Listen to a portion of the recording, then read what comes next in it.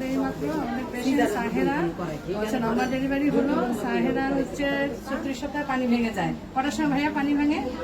12:41 12টায় রাতে পানি ভাঙে এবং আমাকে ফোন দেয়, তারপর নিয়ে চলে আসো। মাসালা নিয়ে চলে আসছে। তারপরে হচ্ছে আমি সকালে ব্যথা উঠার ওষুধ দিই, পানি সবই ভেঙে গেছিল। একটু সাহেরার হাজব্যান্ড সাহেরাও একটু শঙ্কিত ছিল যে পানি ভেঙে গেছে, তা নর্মাল হবে কিনা। আমি বলছি অপেক্ষা করো, এবং আজকে দেখা যায় আজকে কখন বাজে 12টার মধ্যেও ডেলিভারি হয়ে যায়।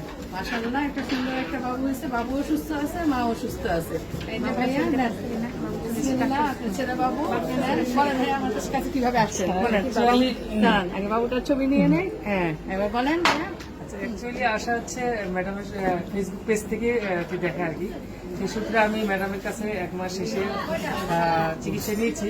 তো আমার প্রতি মাসে চিকিৎসা নেওয়া সম্ভব হয়নি, কারণ আমি অনেক দূর থেকে আসছি, গাজীপুর থেকে আসছি, মাওনা থেকে। তো এই সুবাদে ম্যাডামের সঙ্গে আমি যোগাযোগ রাখছিলাম।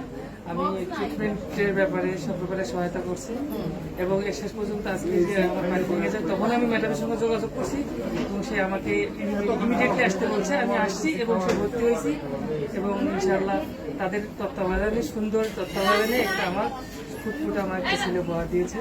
তাহলে কি বুঝলেন যে পানি ভাঙা মানেই সিজন না?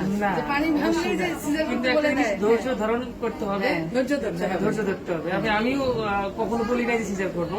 আমি এটাকে মেন্টাল সাপোর্ট দিয়েছে যে অবশ্যই হতে এরকম হবে, নর্মালি হবে, নরমাল একটু ব্যথা হবেই, এটা স্বাভাবিক। স্বাভাবিক। হ্যাঁ, সময় লাগবেই। শেষ পর্যন্ত আমি একটা ফলাফল আউটপুট পাইছি আর কি। মাশাআল্লাহ, সবাই চায় বাবুর জন্য দোয়া করবেন আপনারা ইনশাআল্লাহ। ভাইয়া আজান দিয়ে দেন, আজান দিয়ে দেন।